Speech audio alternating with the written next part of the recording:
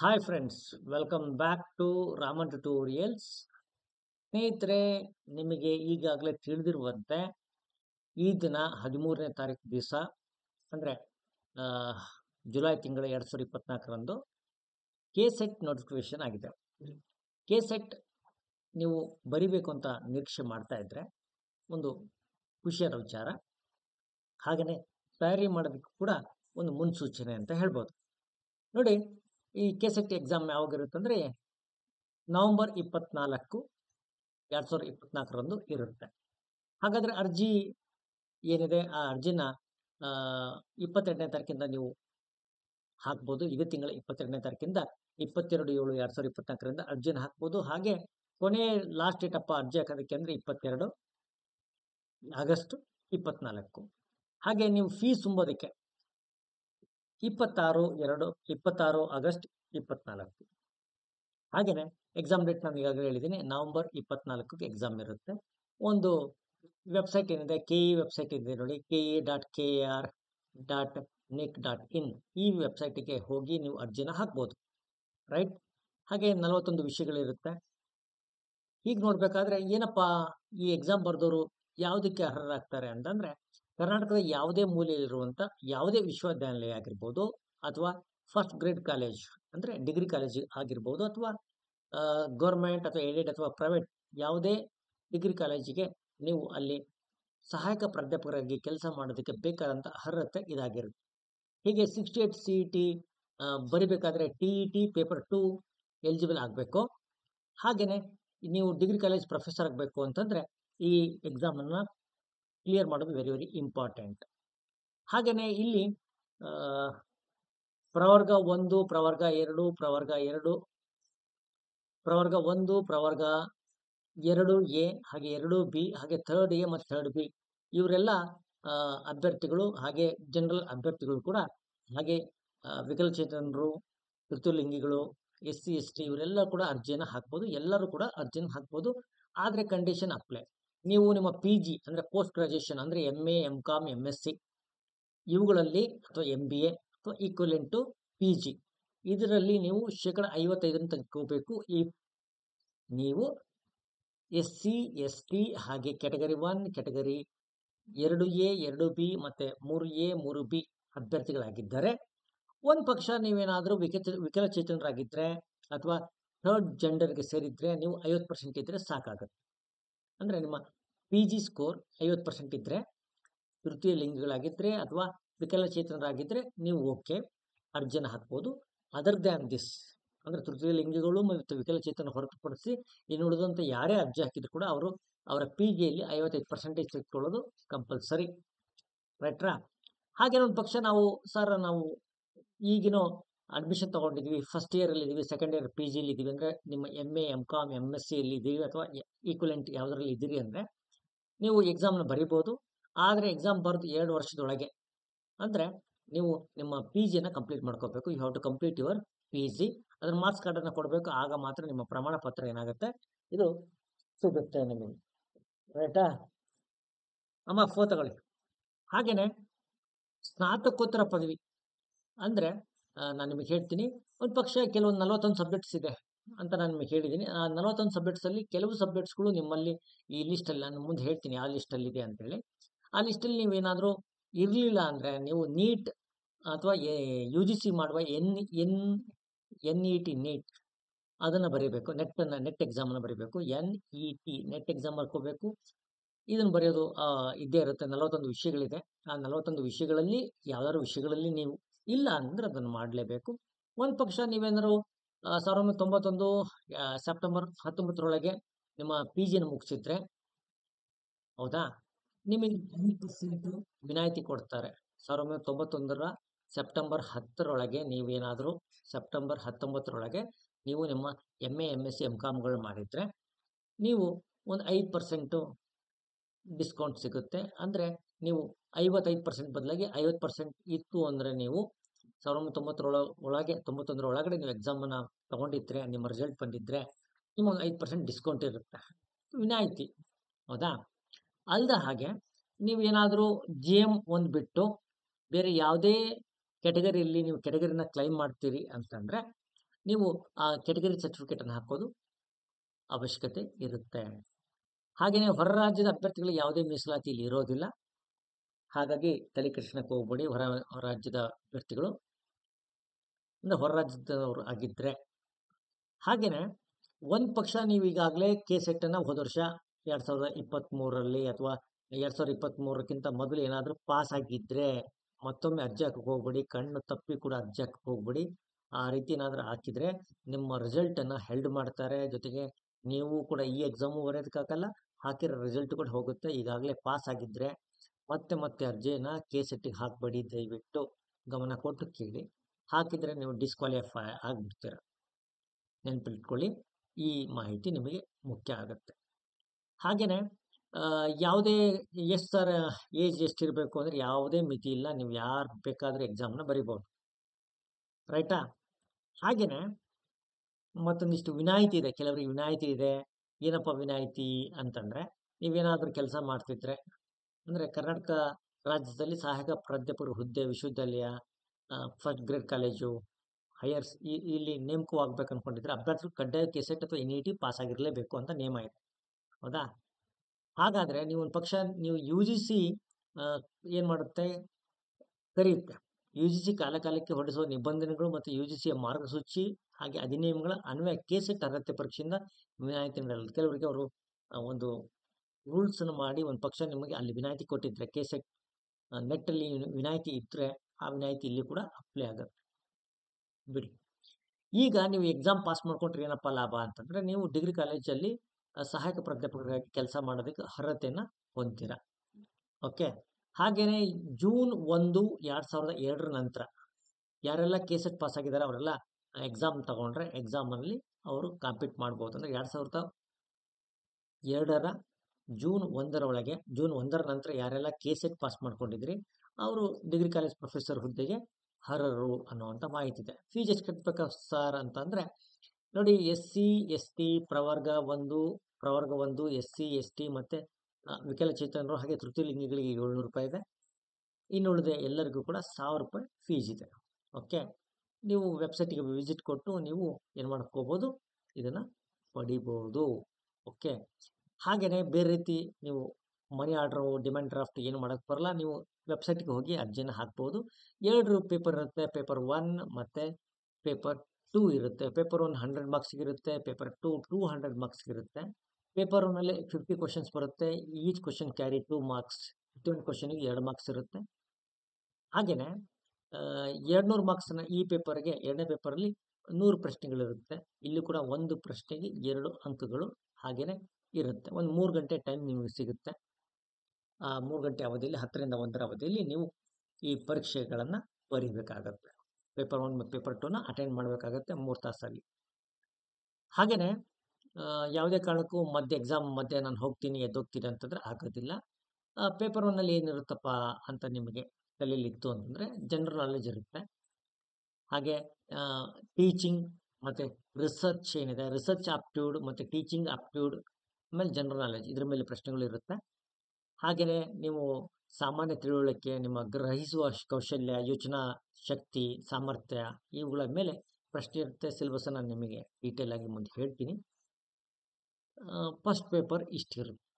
ಹಾಗೆ second paper ಅಂತ ಬಂದಾಗ, ಸೆಕೆಂಡ್ ಪೇಪರಲ್ಲಿ ನಿಮ್ಮ ವಿಷಯಕ್ಕೆ ಸಂಬಂಧಪಟ್ಟಂತಹ ಪ್ರಶ್ನೆ ಪತ್ರಿಕೆ ಇರುತ್ತೆ. ನೆನಪಲ್ಲಿ ಇಟ್ಕೊಳ್ಳಿ, ನೀವು PGಯಲ್ಲಿ ಅಂದರೆ ನಿಮ್ಮ MA MSc MCOM ಅಲ್ಲಿ ಯಾವ ಸಬ್ಜೆಕ್ಟಲ್ಲಿ ತಗೊಂಡಿದ್ದೀರೋ ಅದೇ ಸಬ್ಜೆಕ್ಟಲ್ಲಿ ಕೆಸೆಟ್ ಬರೀಬೇಕು.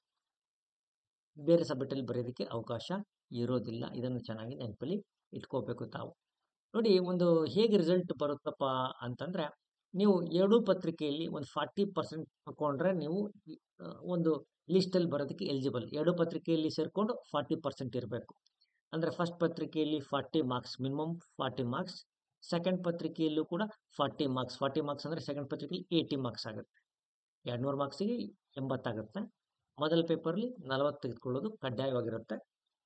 2 ಪತ್ರಿಕೆ ಸೇರಿ ಒಂದು 35. 2 ಪತ್ರಿಕೆಯಲ್ಲಿ ಸೇರಿ ಒಟ್ಟು 40 ಅಂಕ.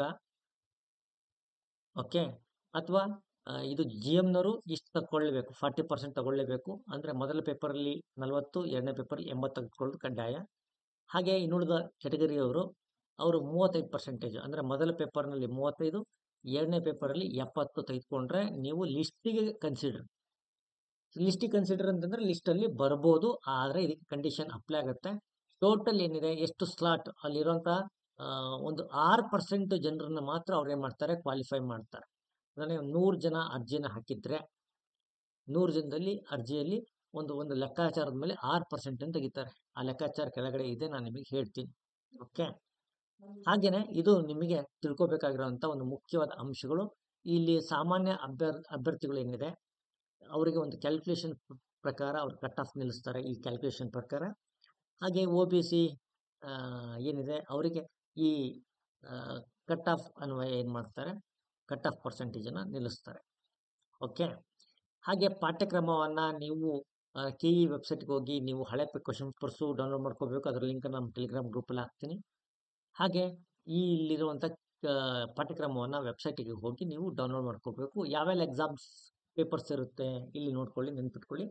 ವಾಣಿಜ್ಯಶಾಸ್ತ್ರ ಇವರು ಆಂಗ್ಲ ಭಾಷೆಯಲ್ಲಿ ಬರಿಬೇಕಾಗತ್ತೆ. ಹಾಗೆ ಕನ್ನಡದವರು ಕನ್ನಡದಲ್ಲಿ, ಎಕನಾಮಿಕ್ಸವರು ಎರಡು ಲ್ಯಾಂಗ್ವೇಜಲ್ಲಿ ಎರಡು ಮೀಡಿಯಮಲ್ಲಿ ಬರುತ್ತೆ. ಇಂಗ್ಲೀಷ್ನವ್ರು ಇಂಗ್ಲೀಷೇ ಬರಿಬೇಕಾಗತ್ತೆ. ರಾಜ್ಯಶಾಸ್ತ್ರ, ಇತಿಹಾಸ, ಸಮಾಜಶಾಸ್ತ್ರ, ಭೂಗೋಳಶಾಸ್ತ್ರ ಇವರು 2 ಮೀಡಿಯಂ, ಕನ್ನಡ ಮತ್ತು ಆಂಗ್ಲ ಭಾಷೆ ಯಾವುದನ್ನು ಆಯ್ಕೆ ಮಾಡ್ಕೋಬೋದು. ಹಿಂದಿಯಲ್ಲಿ, ಹಾಗೆ ಮ್ಯಾನೇಜ್ಮೆಂಟ್ ಏನಿದೆ ಅವರು ಆಂಗ್ಲ ಭಾಷೆ, ಹಾಗೆ ಟೂರಿಸಮ್ನವರು ಆಂಗ್ಲ ಭಾಷೆ, ಶಿಕ್ಷಣ ಎಜುಕೇಷನ್ ಸ್ಟೂಡೆಂಟು ಬೋತ್ ಮೀಡಿಯಮಲ್ಲಿ ಇರುತ್ತೆ. ಹಾಗೆ ಲೈಬ್ರರಿ ಸೈನ್ಸ್ ಅವರು ಕೂಡ ಇಂಗ್ಲೀಷಲ್ಲೇ ಬರಿಬೇಕಾಗತ್ತೆ. ಕಮ್ಯುನಿಕೇಷನ್ ಮತ್ತು ಜರ್ನಲಿಸಮ್ ಅವರು ಬೋತ್ ಮೀಡಿಯಂ. ಸೈಕಾಲಜಿ ಇಂಗ್ಲೀಷ್ ಮೀಡಿಯಮಲ್ಲಿರುತ್ತೆ. ಸಮಾಜ ಕಾರ್ಯ ಬೋತ್ ಮೀಡಿಯಮ್ ಇರುತ್ತೆ. ಅಪರಾಧಶಾಸ್ತ್ರ ಇಂಗ್ಲೀಷ್ ಮೀಡಿಯಂ.